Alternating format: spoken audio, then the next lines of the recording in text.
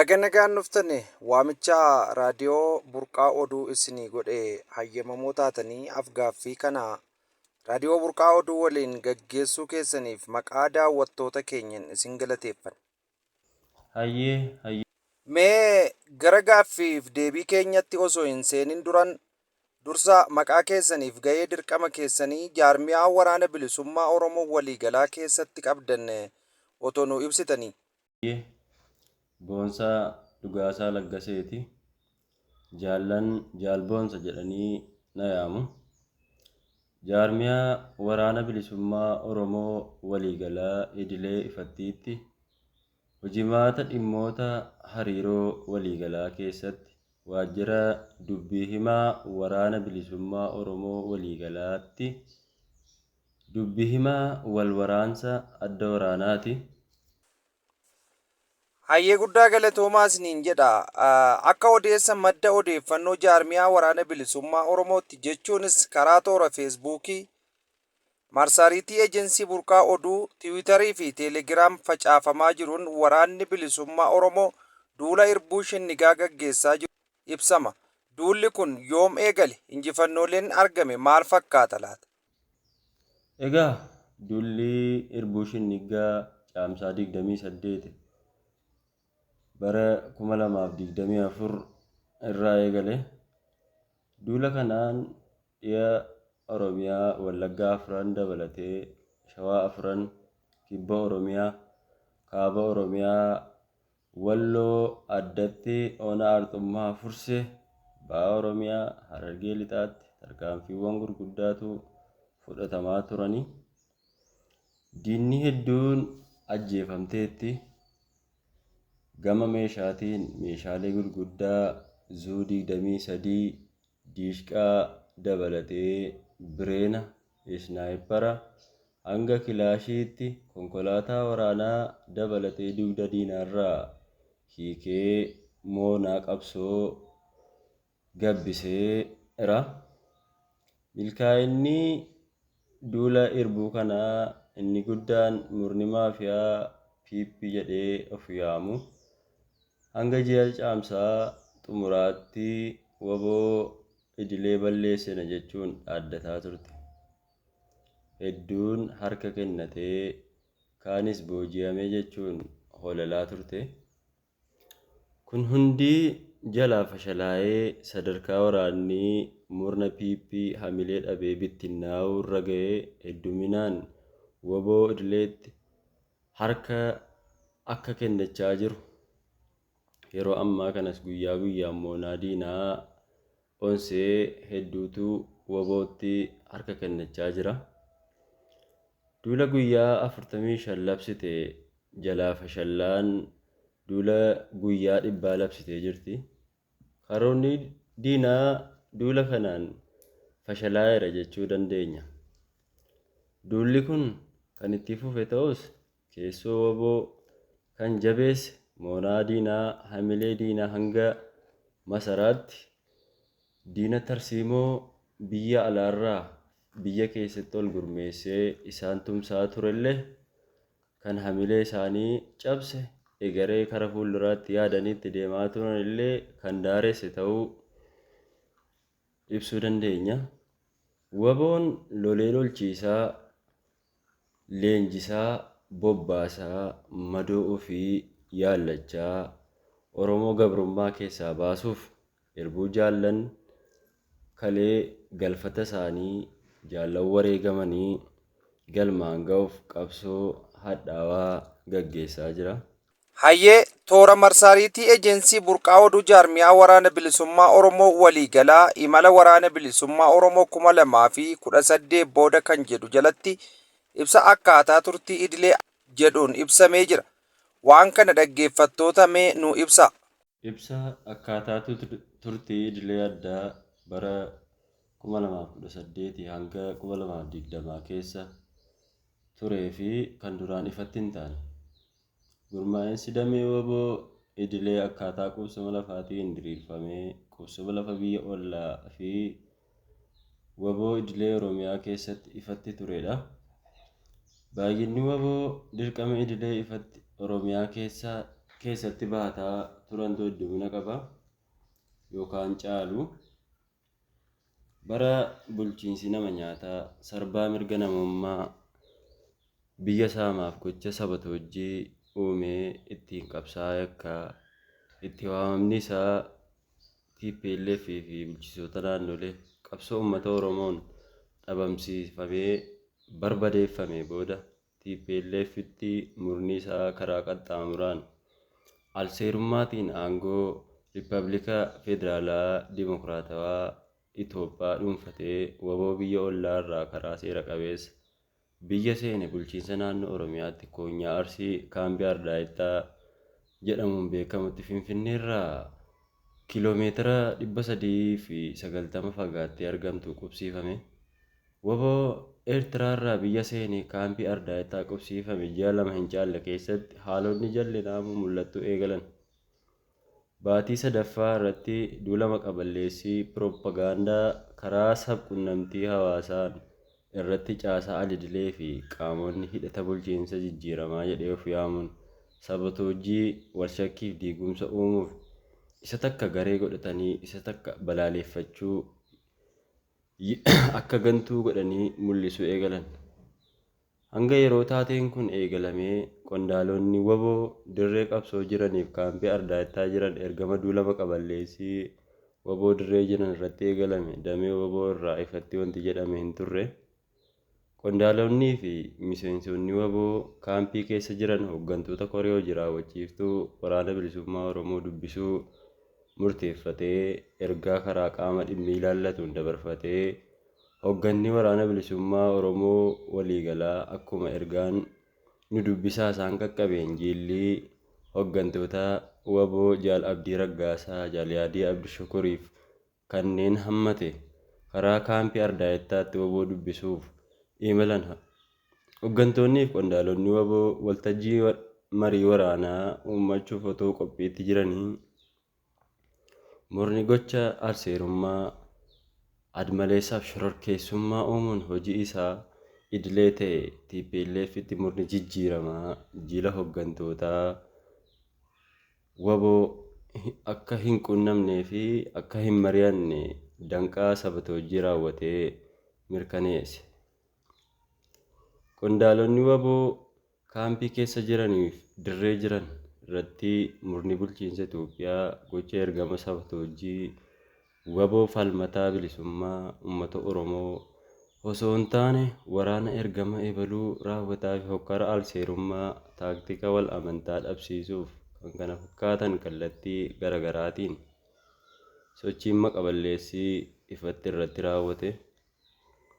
Miseensonni qondaalota waboo haalota farrummaa addaan baasee galma dhokataa isaas addaan baasee beekuun dirqama dhimma isaa ijoo fardii godhachuun akkuma haala isaa mijatetti dhimma bahee tarkaanfilee fudhachuu qabu wal duraa duubaan hojiirra oolche. Akkasumas bu'aa xiinxalaa haalotaa fi ta'uu mala taaktikichaa haala dhufuu kamuu ofirraa ittisuuf sagantaa jaallummaa jidduu isaanii jiru daraan jabeeffachuu fi hololaaf piroopagaandaa murna kanaaf gurra hin kenninu irratti walii galan.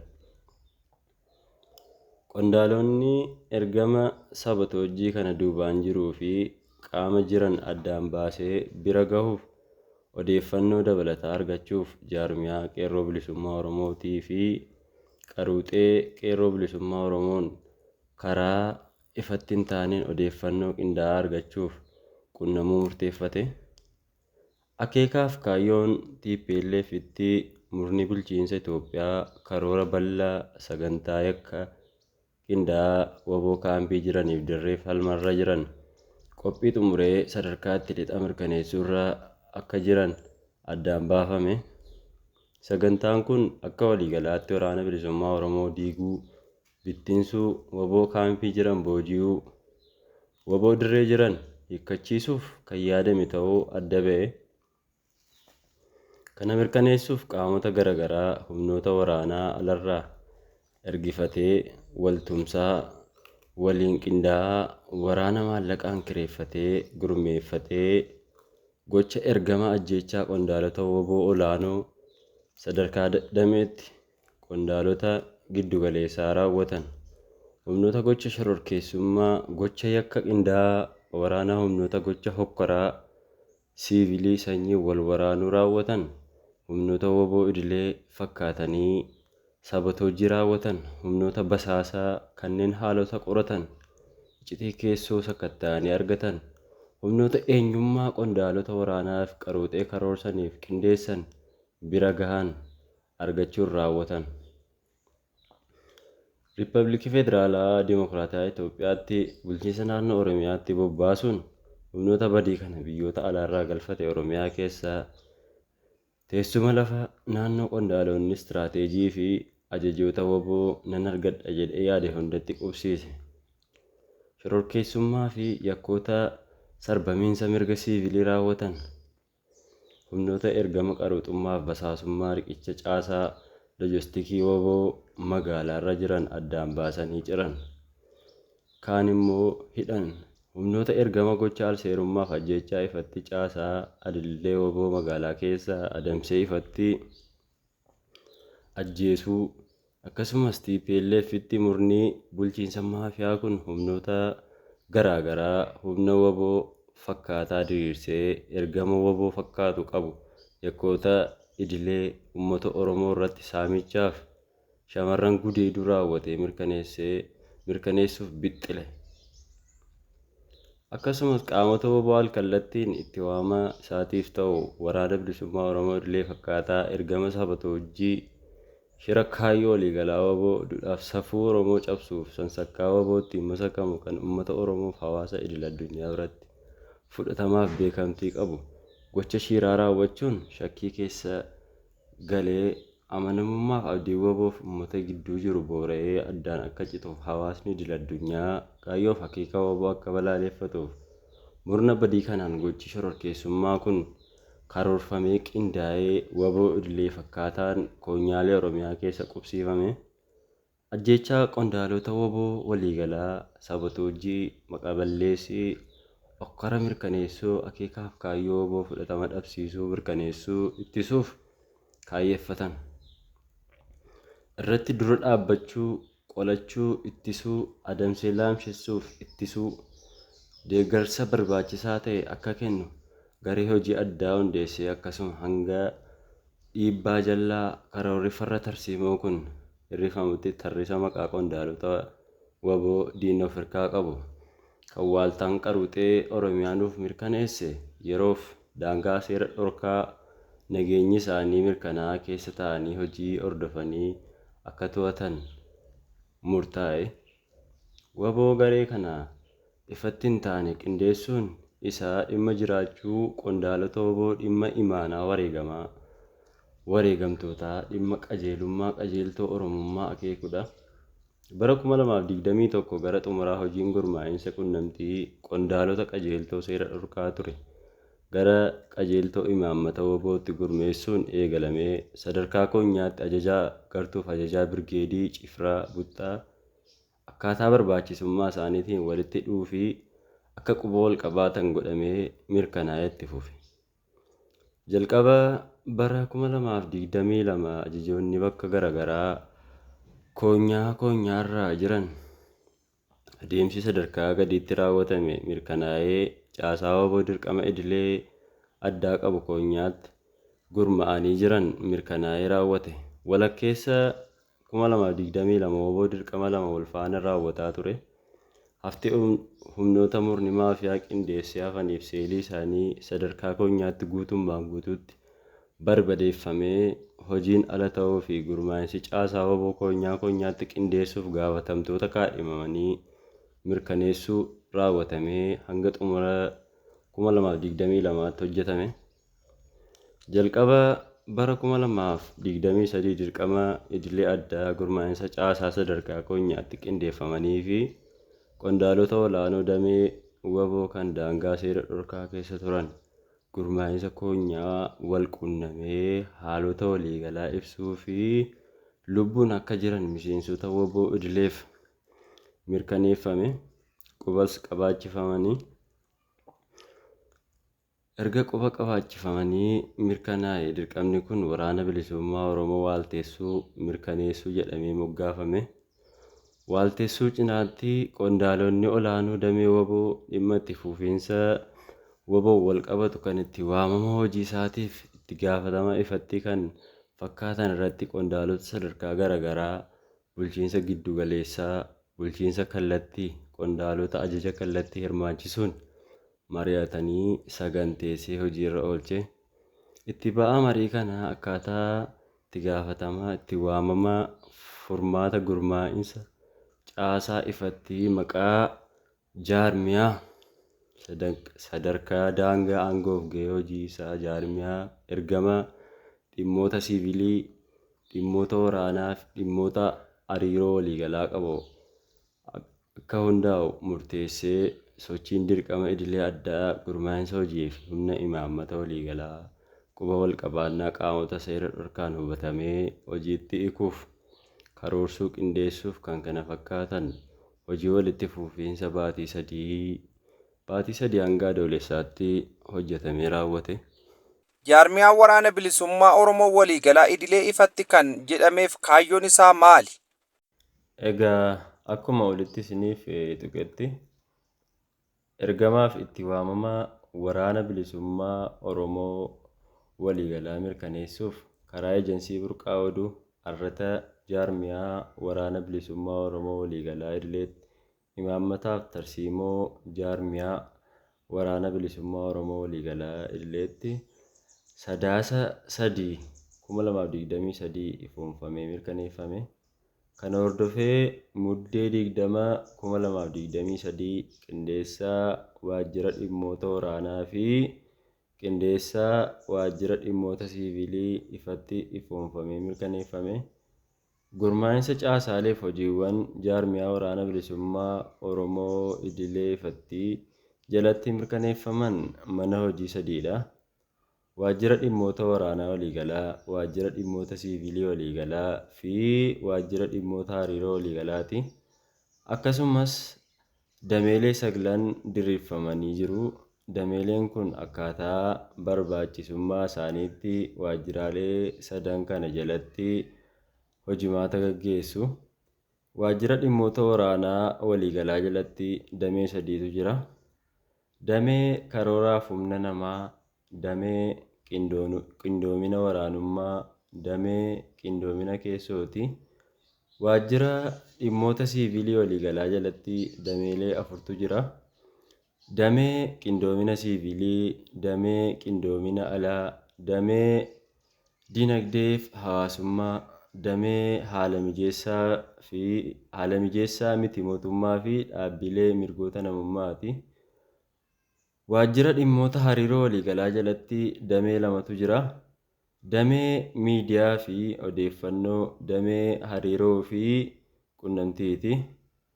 Egaa mul'ataaf ergama jaarmiyaa waraana bilisummaa Oromoo waliigalaa mirkaneessuu akka barbaachisummaa isaaniitti dameeleen kun diriirfamanii ifatti biyya keessaa fi biyya alaatti hojimaata idilee gaggeessaa jiru. Bitootessa 6/2024 sadarkaa olaanaatti ajajaa fi hooggantoota 6 ajajaa waraana bilisummaa Oromoo idilee, hoogganaa dhimmoota siivilii waliigalaa, hoogganaa dhimmoota hariiroo waliigalaa, hoogganaa dhimmoota waraanaa waliigalaa, itti gaafatamaa nageenya waliigalaa, ajajaa humna addaa waboo idilee yookaan jajjabee waliigalaa, ajajootaa fi qondaalota kutaa waraanaa 14 sadarkaa bulchiinsa kallattii yookaan zooniitti ajajoota waraana bilisummaa Oromoo idilee 12tu mirkanaa'e. Egaa akka fakkeenyaatti damee dhaabbata mirgoota namummaa yoo fudhanne dararaa, cunqursaa, saamicha uummata Oromoorraan ga'aa jiru kana karaa damee dhaabbata mirgoota namummaatiin qindoomina dameelee caqafaman waliin ta'uun addunyaatti akka ifoomu taasifama. Dameen mirgoota namummaa kunillee dhaabbata mirgoota namummaa addunyaalessaarra jiran kanneen Amnesty International faa Human Rights faa wajjin hariiroo akka ummatu abdii qabna. Ummatee darara fi saamicha cunqursaa gudeeddaa shamarran Oromoo irra ga'aa jiru hokkara sanyiin Oromummaa isaaniitiin badiin irratti dalagamaa jiru kan addunyaa beeksisuu irratti dameen kun shoora olaanaa qaba, ga'ee guddaas qaba. Kanaaf hundeeffamee jechuudha. Akka fakkeenyaatti ammallee dameen diinagdee fi hawaasummaa illee akka barbaachisummaa isaatti hundaa'e maallaqni karaa biyya alaatiis ta'ee biyya keessaa uummata Oromoo fi lammiilee Oromiyaa irraa argamu karaa damee kanaatiin walitti qindaa'ee gurmeeffamee waraana kana akka qaqqabuuf waraanni kun ka'ateedha. Kallattii waraanni ka'ateedha. Kallattii kana hordofuun uummanni Oromoo kanneen biyya ambaa kanneen biyya keessaa jirtan akkaataa caaseffama kanaan waraana keessan jabeessaa gargaaruu akka dandeessan isiniif dhaamnaa. Nagaa fayyaa ta'a wayyoomaa injifannoon uummata Oromoof. Hayyee yaada bal'aa nuu gootanii fi guddaa galatoomaa isiniin jenna. Ulfaadhaa fayyaa ta'a. Yeroo biraatis waamicha keenya kabajanii akka nuuf argamtan abdii isinirraa qabna. Galatoomaa. Macaaftuu lama shaggar naannessee yaada dhabbaankii kan dur yaadesse ka sikkoo fi mandoo ittuu kumbaannaa raayyaa faseeboo saboo fi goona iluu biyya koo teessoon saglane kumkummee sirbuu bakkoon oolanika